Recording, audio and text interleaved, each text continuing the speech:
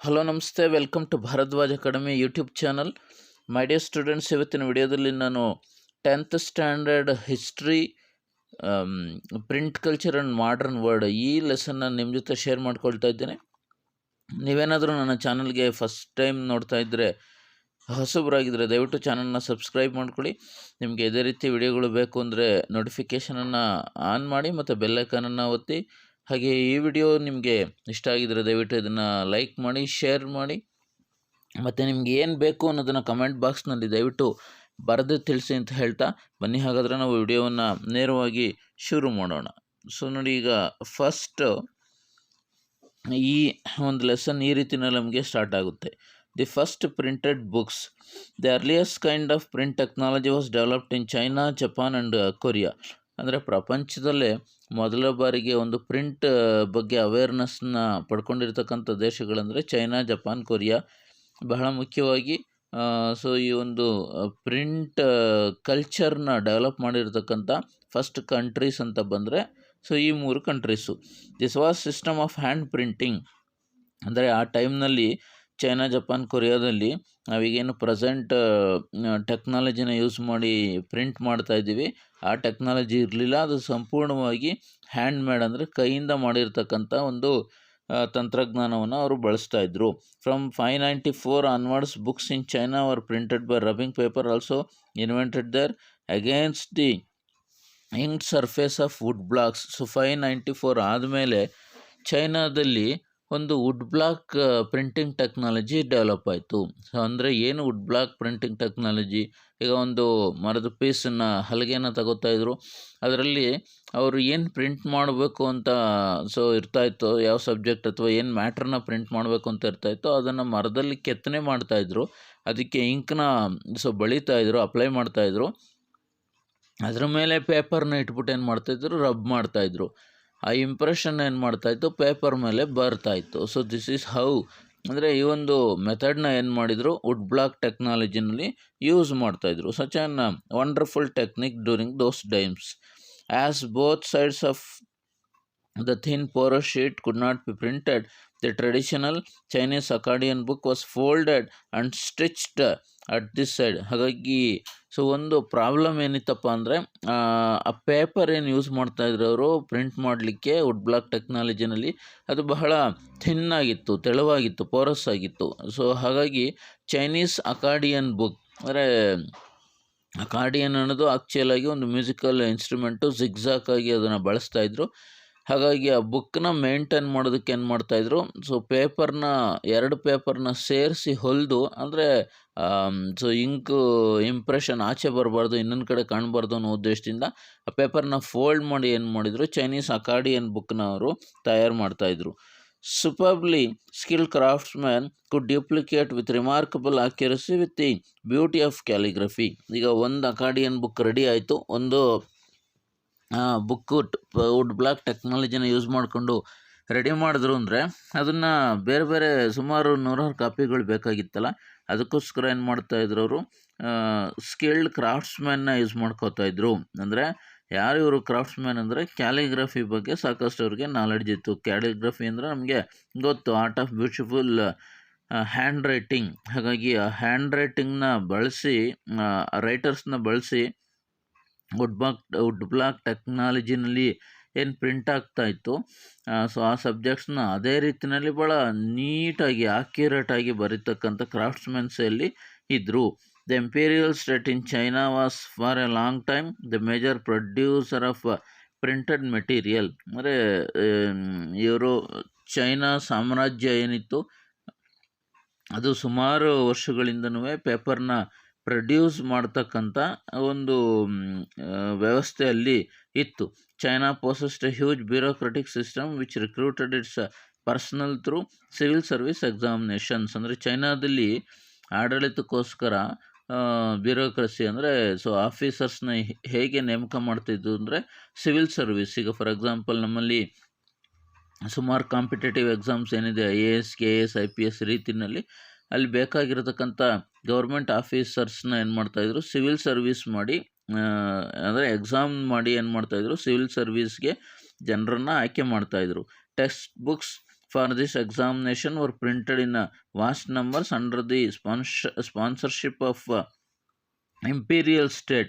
ಅಂದರೆ ಈ ಎಕ್ಸಾಮ್ಗೆ ಬೇಕಾಗಿರ್ತಕ್ಕಂಥ ಟೆಕ್ಸ್ಟ್ ಬುಕ್ಗಳನ್ನು ಚೈನಾ ಗೌರ್ಮೆಂಟ್ ಏನು ಮಾಡ್ತಾಯಿತ್ತು, ಈ ವುಡ್ ಬ್ಲಾಕ್ ಟೆಕ್ನಾಲಜಿನ ಯೂಸ್ ಮಾಡಿಕೊಂಡು ಪ್ರಿಂಟ್ ಮಾಡಿಸ್ತಾ ಇತ್ತು. From the 16th century the number of examination candidates vent up and that increase the volume of print. ಅಂದರೆ 16ನೇ ಶತಮಾನದ ಆಚೆಗೆ ಎಕ್ಸಾಮ್ ಬರೀತಕ್ಕಂಥ ಜನರ ಸಂಖ್ಯೆ, ಆಸ್ಪಿರೆಂಟ್ ಸಂಖ್ಯೆ ಜಾಸ್ತಿ ಆಯಿತು. ಹಾಗಾಗಿ ಪ್ರಿಂಟ್ಗೂ ಸಹ, ಆ ಪ್ರಿಂಟಿಂಗ್ ಪೇಪರ್ಸ್ಗೆ, ಬುಕ್ಕಿಗೆ, ಎಕ್ಸಾಮ್ ಬರೀಲಿಕ್ಕೆ ಬೇಕಾಗಿರ್ತಕ್ಕಂಥ ಪುಸ್ತಕಗಳ ಸಂಖ್ಯೆ ಗಣನೀಯವಾಗಿ ಏನು ಮಾಡ್ತು, ಏರಿಕೆ ಆಯಿತು. ಅಂದರೆ ಸಾಕಷ್ಟು ಡಿಮ್ಯಾಂಡ್ ಏನಾಯಿತು, ಕ್ರಿಯೇಟ್ ಆಯಿತು.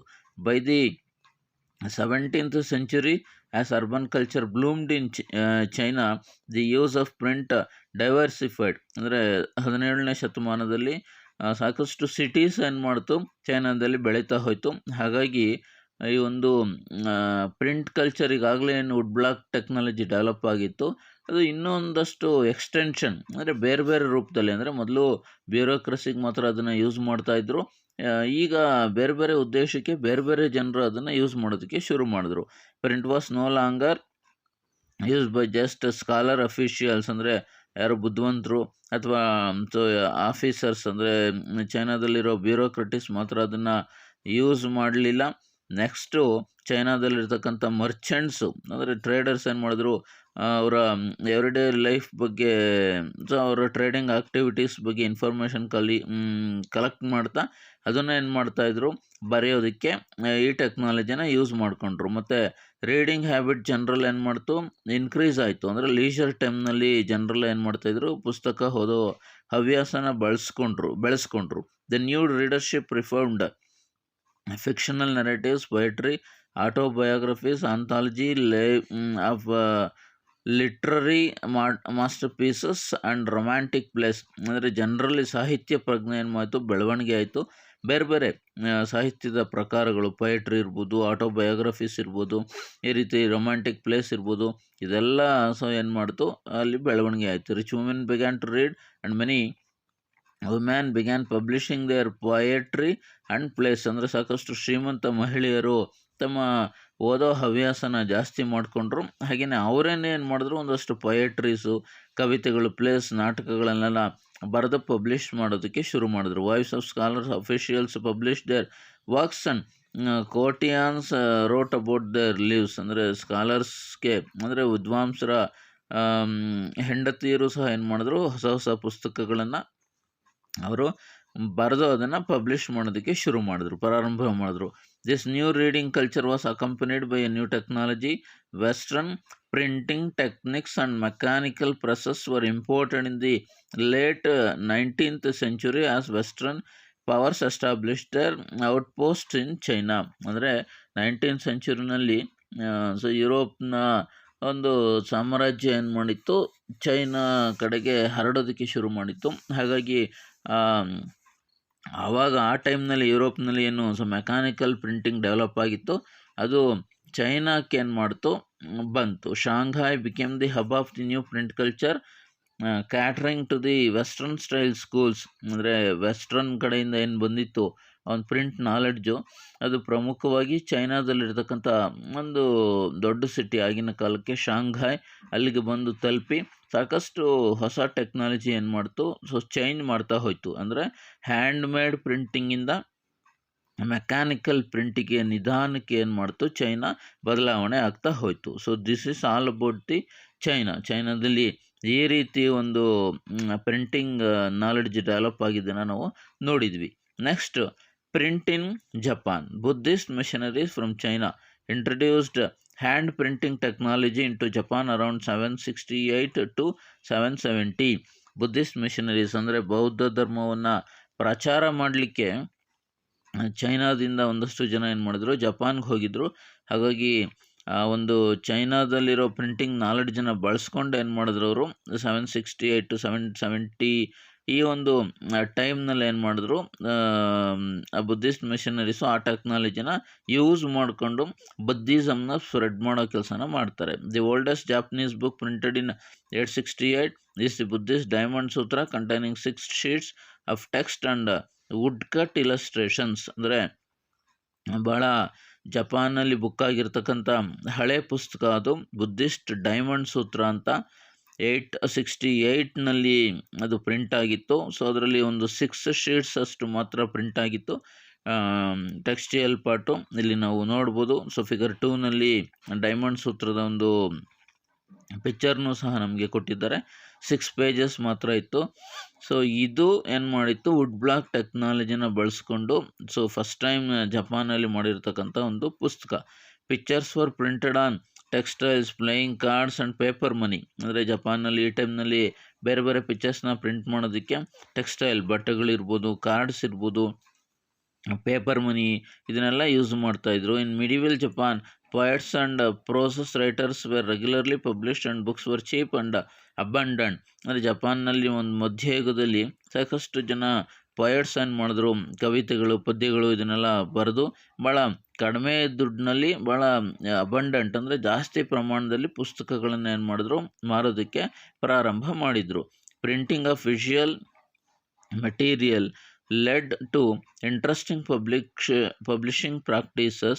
In late 19th century, the flourishing urban circles at Edo, later to be known as Tokyo, illustrated collections of paintings that depicted and elegant urban culture involving artists, courtiers and the tea house gatherings. ಅಂದರೆ illustrations ಒಂದು ರೀತಿ ಎಮೋಷನ್ಸ್ನ so ಏನು ಮಾಡಿದ್ರು ಅವರು, ಯಾವುದೋ ಒಂದು ಪಿಕ್ಚರ್ನ imagine ಮಾಡ್ಕೊಳ್ಳೋದು, ಅದನ್ನು ಬರೀತಕ್ಕಂಥ ಕೆಲಸನ ಜಪಾನ್ನ ಜನರು, ಅಂದರೆ ಜಪಾನ್ನಲ್ಲಿರ್ತಕ್ಕಂಥ ಒಂದು ಈಡೋ. ಸೊ ಇವಾಗೇನು ನಾವು ಟೋಕಿಯೋ ನೋಡ್ತೀವಿ, ಆ ಟೋಕಿಯೋದಲ್ಲಿ ಈ ರೀತಿ ಇಲಸ್ಟ್ರೇಟೆಡ್ ಪಿಕ್ಚರ್ಸ್ನ ಬರೀತಕ್ಕಂಥ ಸುಮಾರು ಜನ ಏನು ಮಾಡಿದ್ರು, ಮುಂದೆ ಬಂದರು. Libraries and book stores were packed with hand printed materials with various types, books on women, musical instruments, calculations, tea ceremony, flower arrangements, proper etiquette, cooking and famous places. ಅಂದರೆ ಈ ಎಲ್ಲ ಸಬ್ಜೆಕ್ಟ್ಸ್ ಬಗ್ಗೆ ಏನು ಮಾಡಿದ್ರು, ಅಲ್ಲಿ ಪಿಕ್ಚರ್ನ ಬರೆದು ಅದನ್ನು ವುಡ್ ಬ್ಲಾಕ್ ಟೆಕ್ನಾಲಜಿನ ಬಳಸಿ ಪ್ರಿಂಟ್ ಮಾಡ್ತಕ್ಕಂಥ ಒಂದು ವ್ಯವಸ್ಥೆ ಜಪಾನ್ನ ಈಡೋದಲ್ಲಿ ಸ್ಟಾರ್ಟ್ ಆಯಿತು. ಇಲ್ಲಿ ಒಂದು ಪಿಕ್ಚರ್ನ ನೋಡ್ಬೋದು. Kitagawa Utamaro born in Edo in 1753 was widely known for his contributions to art form of called the ukiyo. So ಅಂದರೆ ಉಕಿಯೋ ಅಂತಕ್ಕಂಥ ಒಂದು ಹೊಸ ಆರ್ಟ್ ಫಾರ್ಮ್, ಕಲೆ ಏನು ಮಾಡ್ತು ಜಪಾನ್ನಲ್ಲಿ ಸ್ಟಾರ್ಟ್ ಆಯಿತು. ಇದು ಶುರುವಾಗಿದ್ದು ಈ ಒಬ್ಬ ವ್ಯಕ್ತಿಯಿಂದ, ಕಿಟಗಾವ ಉತಮಾರೋ ಅಂತಕ್ಕಂಥ ಒಬ್ಬ ವ್ಯಕ್ತಿಯಿಂದ ಶುರುವಾಯಿತು. ಸೊ ಇಲ್ಲಿ pictures on the floating word, ಅಂದರೆ ಭಾಳ ಹ್ಯೂಮನ್ ಎಕ್ಸ್ಪೀರಿಯನ್ಸಸ್ನ ಏನು ಮಾಡ್ತಾಯಿದ್ರು, ಜಪಾನ್ನಲ್ಲಿರ್ತಕ್ಕಂಥ ಅರ್ಬನ್ ಸಿಟೀಸ್ನಲ್ಲಿರ್ತಕ್ಕಂಥ ಜನರ ಒಂದು ಎಕ್ಸ್ಪೀರಿಯನ್ಸಸ್ನ ಪಿಕ್ಚರ್ಸ್ ಮುಖಾಂತರ ಬರಿತಾಯಿದ್ರು. ಅದನ್ನು ಮತ್ತೆ ಏನು ಮಾಡ್ತಾಯಿದ್ರು, ವುಡ್ ಬ್ಲಾಕ್ ಟೆಕ್ನಾಲಜಿನ ಯೂಸ್ ಮಾಡಿ, ಕೇರ್ ಮಾಡಿ, ಅಂದರೆ ಅದನ್ನು ಒಂದು ಪ್ರಿಂಟ್ ರೂಪದಲ್ಲಿ ಅದನ್ನು ಪಡ್ಕೊಂಡು, ಅಂದರೆ ಮೇಯ್ನು ಉಕಿಯೋಗೆ ಸಂಬಂಧಪಟ್ಟಿರ್ತಕ್ಕಂಥ ಪೇಂಟಿಂಗ್ಸು ಈ ರೀತಿ ಮಾಡಿದಾಗ ಹಾಳಾಗ್ತಾಯಿತ್ತು. ಬಟ್ ಅದರಿಂದ ಪಡ್ಕೊಂಡಿರೋ ಇಂಪ್ರೆಷನ್ನಿಂದ ಪಡ್ಕೊಂಡಿರೋ ಪೇಂಟ್ ಏನು ಮಾಡ್ತಾಯಿತ್ತು, ಸುಮಾರು ದಿನಗಳ ಕಾಲ ಅದನ್ನು ಅವರು ಬಳಸ್ತಾಯಿದ್ರು. ನೋಡಿ, ಫಿಗರ್ 4ನಲ್ಲಿ ಒಂದು ನೋಡ್ಬೋದು, a morning scene ukiyo print by Shunman Kubo, late 18th century. ಅಂದರೆ ಇಲ್ಲೊಬ್ಬ ವ್ಯಕ್ತಿ ಕಿಟಕಿಯಿಂದ ಆಚೆ ನೋಡ್ತಾ ಇದ್ದಾನೆ, ಅಲ್ಲೊಂದಷ್ಟು ಜನ ಏನೋ ಕೆಲಸ ಮಾಡ್ತಾಯಿದ್ದಾರೆ, ಟೀ ಪ್ರಿಪ್ರೇಷನ್ ಮಾಡ್ತಾಯಿದ್ದಾರೆ. ಈ ರೀತಿ ಇಲಸ್ಟ್ರೇಷನ್, ಇಮ್ಯಾಜಿನರಿ ಪಿಕ್ಚರ್ಸ್ನ ನಾವು ಬರೆದಿರೋದನ್ನ ನೋಡ್ಬೋದು. ಅಂದರೆ ಇದರಲ್ಲಿ ಮಾರ್ನಿಂಗ್ ಸೀನ್ ಉಕಿಯೋ ಪ್ರಿಂಟನ್ನು ಬಳಸಿ ಮಾಡಿರ್ತಕ್ಕಂಥ ಒಂದು ಪ್ರಿಂಟು. ಸೊ ಈ ರೀತಿ ಜಪಾನ್ನಲ್ಲಿ ಸಾಕಷ್ಟು ಏನು ಮಾಡ್ತು, ಬದಲಾವಣೆ ಆಗ್ತಾ ಹೋಯಿತು. Next very important, print comes to Europe. ಈಗ ನಾವು ಚೈನಾ, ಜಪಾನ್, ಕೊರಿಯಾದಲ್ಲಿ ಹೇಗೆ ಒಂದು ಪ್ರಿಂಟಿಂಗ್ ನಾಲೆಡ್ಜು, ಅವೇರ್ನೆಸ್ ಡೆವಲಪ್ ಆಯಿತು ಅಂತ ನೋಡಿದ್ದೀವಿ. ಸೊ ಇದೇ ನಾಲೆಡ್ಜು ಯುರೋಪಿಯನ್ ಕಾಂಟಿನೆಂಟ್ಗೆ ಹೇಗೆ ತಲುಪ್ತು. For centuries silk and spices from China flowed into Europe through the silk route. ಅಂದರೆ ಸುಮಾರು ಶತಮಾನಗಳ ಹಿಂದೆಯೇ ಚೈನಾದಲ್ಲೇನು ಸ್ಪೈಸಸ್ ಇತ್ತು ಮತ್ತು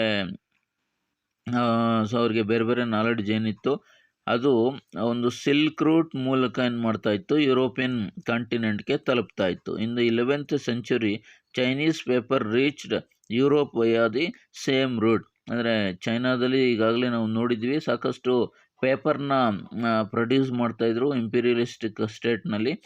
ಈ ಒಂದು ಪೇಪರ್ನ 11th ಸೆಂಚುರಿನಲ್ಲೇ ಏನು ಮಾಡ್ತಾಯಿದ್ರು, ಯುರೋಪಿಯನ್ ಜನರು ಸಿಲ್ಕ್ ರೂಟ್ ಮೂಲಕ ಅದನ್ನು ಪಡ್ಕೊಂಡು ಅದನ್ನು ಬಳಸ್ತಾಯಿದ್ರು.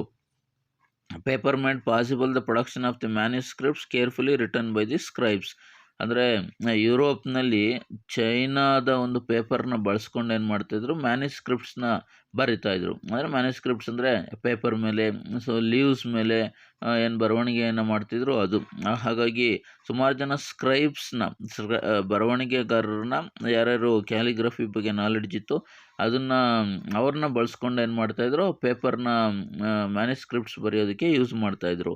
Then in 1295 Marco Polo, a great explorer, returned to Italy after many years of exploration in China. So Marco Polo European ಕಾಂಟಿನೆಂಟ್ಗೆ ಸಂಬಂಧಪಟ್ಟಿರ್ತಕ್ಕಂಥ ಒಬ್ಬ ನ್ಯಾವಿಗೇಟರ್. ಸೊ ಮಾರ್ಕೋ ಪೋಲೋ ಏನು ಮಾಡ್ತಾನವನು 1295ನಲ್ಲಿ ಚೈನಾದಲ್ಲಿ ಅಪಾರವಾದ ಒಂದು ನಾಲೆಡ್ಜನ್ನ ಪಡ್ಕೊಂಡು ಏನು ಮಾಡ್ತಾನೆ, ಮತ್ತು ಯುರೋಪಿಯನ್ ಕಾಂಟಿನೆಂಟ್ಗೆ ವಾಪಸ್ ಹೋಗ್ತಾನೆ. ಅಂದರೆ ಯುರೋಪ್ನಿಂದ ಅವನು ಚೈನಾಗೆ ಡಿಸ್ಕವರಿ ಮಾಡ್ಕೊಂಡು ಬಂದಿರ್ತಾನೆ. As you read above, China already had the technology of the wood block printing. Marco Polo brought this knowledge back with him. ಯಾವಾಗ ಮಾರ್ಕೋ ಪೋಲೋ ಚೈನಾದಿಂದ ಯುರೋಪ್ಗೆ ಹೋಗ್ತಾನೋ, ಈಗಾಗಲೇ ಚೈನಾದಲ್ಲಿ ವುಡ್ ಬ್ಲಾಕ್ ಟೆಕ್ನಾಲಜಿ ಸಾಕಷ್ಟು ಫೇಮಸ್ ಆಗಿತ್ತು.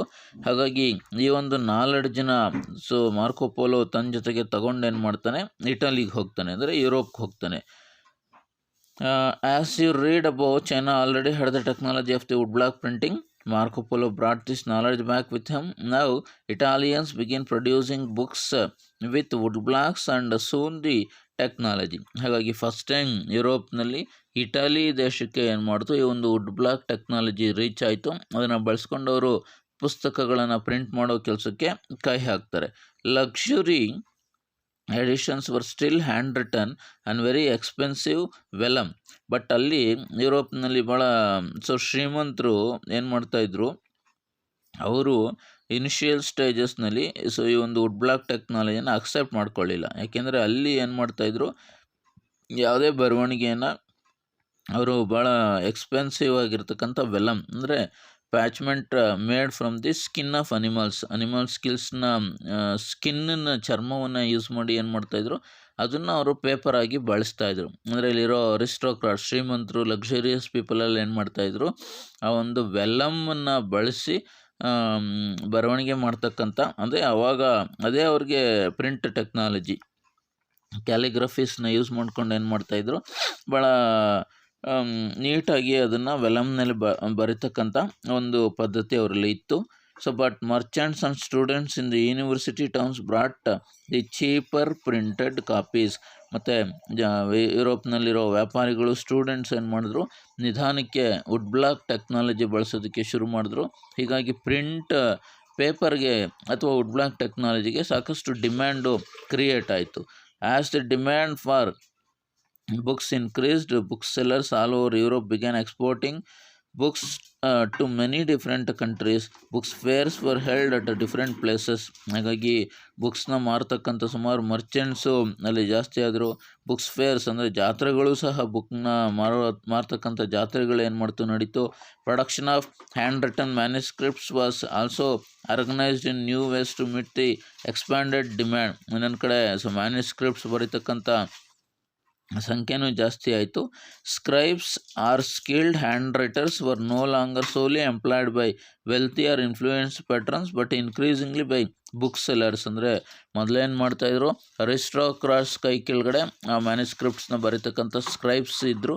ಬಟ್ ಇವಾಗ ಸಾಕಷ್ಟು ವುಡ್ ಬ್ಲಾಕ್ ಟೆಕ್ನಾಲಜಿ ಜಾಸ್ತಿ ಆದಮೇಲೆ ಅದನ್ನು ಕಾಪಿ ಮಾಡೋದಕ್ಕೆ ಸುಮಾರು ಒಂದು 50 ಜನ ಒಬ್ಬ ಬುಕ್ ಸೆಲ್ಲರ್ ಕೈ ಕೆಳಗಡೆ ವರ್ಕ್ ಮಾಡೋದಕ್ಕೆ ಶುರು ಮಾಡಿದ್ರು. More than 50 scribers often worked on bookseller, but the production of handwritten manuscripts could not satisfy the ever-increasing demand for books. ಅಂದರೆ ಈ ಒಂದು ಅವಧಿಯಲ್ಲಿ ಯುರೋಪಿಯನ್ ಕಾಂಟಿನೆಂಟ್ನಲ್ಲಿ ಬುಕ್ಸ್ಗೆ ಸಾಕಷ್ಟು ಡಿಮ್ಯಾಂಡ್ ಆಯಿತು. ಹಾಗಾಗಿ ಬರೀ ಮ್ಯಾನ್ಯುಸ್ಕ್ರಿಪ್ಟ್ಸ್ನ ಯೂಸ್ ಮಾಡಿಕೊಂಡು ಆ ಡಿಮ್ಯಾಂಡ್ನ ಅಂದರೆ ಬೇಡಿಕೆಯನ್ನು ಈಡೇರಿಸ್ತಕ್ಕಂಥ ಸಾಧ್ಯತೆಗಳು ತುಂಬ ಕಡಿಮೆ ಇತ್ತು. ಅದ್ರ ಜೊತೆಗೆ ಮ್ಯಾನುಸ್ಕ್ರಿಪ್ಟ್ಸ್ನಲ್ಲಿ ಸಾಕಷ್ಟು ಲಿಮಿಟೇಷನ್ಸ್ ಅಥವಾ ಒಂದಷ್ಟು ತೊಂದರೆಗಳು, ಸವಾಲುಗಳಿತ್ತು. ಏನಂದರೆ copying was an expensive. So ಈಗ ಅದನ್ನು ನೋಡಿ ಕಾಪಿ ಮಾಡಿ ಬರೆಯೋದು ತುಂಬ ದುಬಾರಿ ಆಗ್ತಾಯಿತ್ತು. ಅದಕ್ಕೆ ಸಾಕಷ್ಟು ಜನ ಸ್ಕ್ರೈಬ್ಸ್ ಅಂದರೆ ಲೇಬರ್ಸ್ ಬೇಕಾಗಿತ್ತು. ಮತ್ತು ಟೈಮ್ ಕನ್ಸ್ಯೂಮಿಂಗ್, ಭಾಳ ಸಮಯ ಅದಕ್ಕೆ ಹಿಡಿತಾ ಇತ್ತು. ಸೊ ಅದ್ರ ಜೊತೆಗೆ manuscripts were fragile, awkward to handle, ಅಂದರೆ ತುಂಬ ಸ್ಮೂತಾಗಿರ್ತಾ ಇತ್ತು ಆ ಪೇಪರ್ಸು. ಮತ್ತು ಅದನ್ನು ಬೇರೆ ಕಡೆಗೆ ರೀಚ್ ಮಾಡೋದು ಅಂದರೆ ಟ್ರಾನ್ಸ್ಪೋರ್ಟ್ ಮಾಡೋದು ಭಾಳ ಕಷ್ಟ ಆಗ್ತಾಯಿತ್ತು. ಬೇರೆ ಕಡೆಗೆ ಈಸಿಯಾಗಿ ಅದನ್ನು ಟ್ರಾನ್ಸ್ಪೋರ್ಟ್ ಮಾಡೋಕ್ಕೆ ಆಗ್ತಾ ಇರಲಿಲ್ಲ. Their circulation therefore remained limited. ಹಾಗಾಗಿ ಮ್ಯಾನುಸ್ಕ್ರಿಪ್ಟ್ಸ್ ಒಂದು ಸಂಖ್ಯೆ ಏನು ಮಾಡ್ತು, ಗ್ರಾಜ್ಯುಯಲ್ ಆಗಿ ಕಡಿಮೆ ಆಯಿತು. With growing demand for books, wood block printing gradually became more and more popular. ಯಾವಾಗ ಯುರೋಪಿಯನ್ ಕಾಂಟಿನೆಂಟ್ನಲ್ಲಿ ಮತ್ತು ಇಟಲಿಯ ಸುತ್ತಮುತ್ತ ದೇಶಗಳಲ್ಲಿ ವುಡ್ ಬ್ಲಾಕ್ ಟೆಕ್ನಾಲಜಿ ಭಾಳ ಫಾಸ್ಟಾಗಿ ಸ್ಪ್ರೆಡ್ ಆಯಿತು. ಹಾಗಾಗಿ ನಂಬರ್ ಆಫ್ ಬುಕ್ ರೀಡರ್ಸ್ ಅಥವಾ ಬುಕ್ಸ್ನ ಓದ್ತಕ್ಕಂಥ ಬರೀತಕ್ಕಂಥ ಜನರ ಸಂಖ್ಯೆ ಜಾಸ್ತಿ ಆಯಿತು. By the early 18th century, wood blocks were being widely used in Europe. Print textiles, playing cards and religious pictures with simple brief text. So 15th century ಹೊತ್ತಿಗೆ so would block technology ಸಾಕಷ್ಟು ಭಾಗಗಳಲ್ಲಿ ಹರಡ್ತಾ ಹೋಯಿತು. There was clearly a great need for even quicker and cheaper reproduction of text.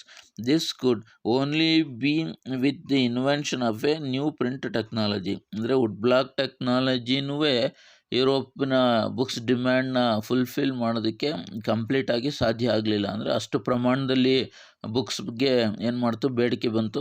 ಹಾಗಾಗಿ wood ಬ್ಲಾಕನ್ನು ಮೀರಿ ಬೇರೆ ಒಂದು ಹೊಸ modern ಟೆಕ್ನಾಲಜಿಗೋಸ್ಕರ ಜನ ಕಾಯ್ತಾಯಿದ್ರು. The breakthrough occurred at Strasbourg, ಅಂದರೆ ಇದೊಂದು ಸಿಟಿ ಹೆಸರದು ಜರ್ಮನಿನಲ್ಲಿ. ಅಲ್ಲಿ ಇದಕ್ಕೆ ಒಂದು ಬೂಸ್ಟ್ ಸಿಕ್ತು, ಅಂದರೆ ಒಂದು ಪುಷ್ಟಿ ಸಿಕ್ತು ಮಾಡರ್ನ್ ಪ್ರಿಂಟಿಂಗ್ ಟೆಕ್ನಾಲಜಿಗೆ.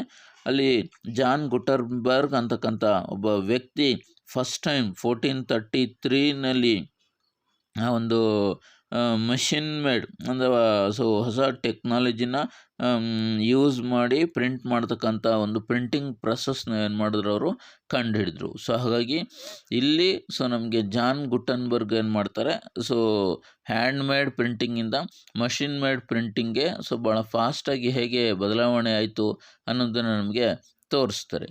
ಈ ವಿಡಿಯೋ ನಿಮಗೆ ಇಷ್ಟ ಆಗಿದರೆ ದಯವಿಟ್ಟು ಅದನ್ನು ಲೈಕ್ ಮಾಡಿ, ಶೇರ್ ಮಾಡಿ ಅಂತ ಹೇಳ್ತಾ ಮುಂದಿನ ವಿಡಿಯೋದಲ್ಲಿ ಭೇಟಿಯಾಗೋಣ. Thank you.